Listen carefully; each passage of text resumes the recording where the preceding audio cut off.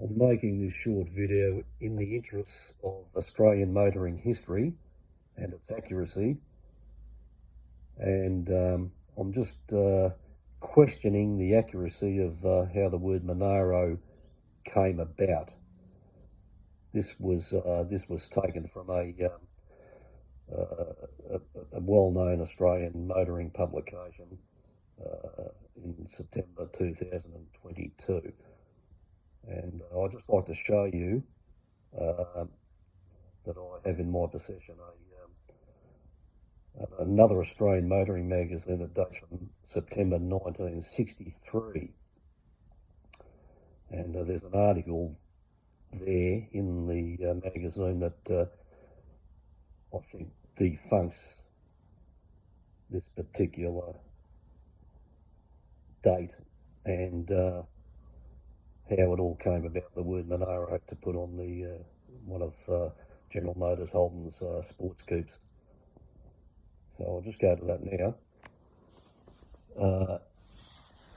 It's in the Australian Auto Sportsman, September 1963. The price, 2 shillings and 6pence.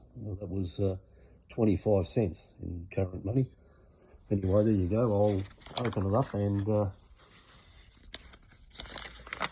show you this. Look at that FX Holden.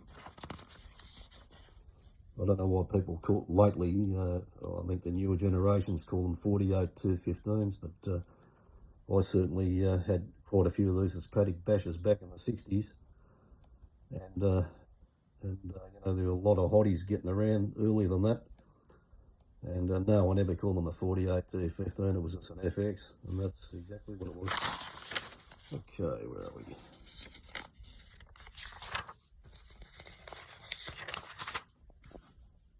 Another FX.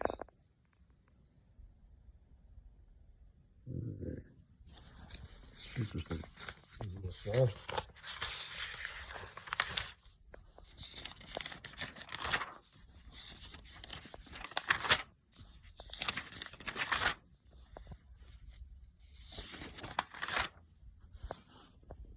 FX.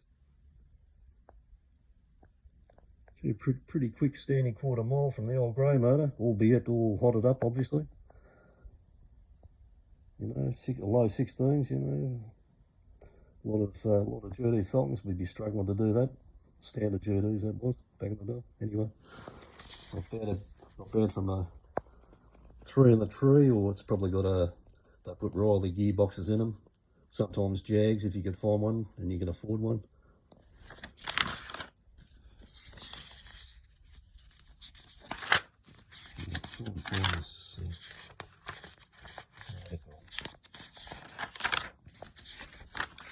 There it is. For sale. There it is. The well-known Monaro GTS Elephant. Completely factory built. So there you go. Monaro GTS. The word Monaro GTS. It's fully registered for road use. So it must have been on the registration certificate, maybe, well, a Monaro GTS. And here we go. It's Australian Auto Sportsman, September 1963. Now, I've done a little bit of pretty rough and ready research on it, and I noticed that this advertisement was obviously pulled from sale, because the car didn't sell. Obviously, whether it was pulled from sale or whether it didn't sell, I don't know. But what is interesting is the fact that this particular gentleman still owned the car for what 50 or 60 years or something after that, because I think it was offered for sale in another Australian well-known publication back in 2021, I think it was. But there was no mention at all for the name Monaro GTS. And look, I'm just sort of surmising, I'm just sort of maybe, you know, just putting two and two together. I know that Elfin supplied bits and pieces, engines and whatever to Elfin, GMH did. I'm just wondering whether maybe they bought the name and they tucked the car away, you know, so they could use the name. Because it seems incredible that the car was pulled from sale and tucked away for so long. Did GMH pay for the name Monaro? Well, there it is in black and white, so I'll leave it up to anybody else that wants to take it further. So there you go.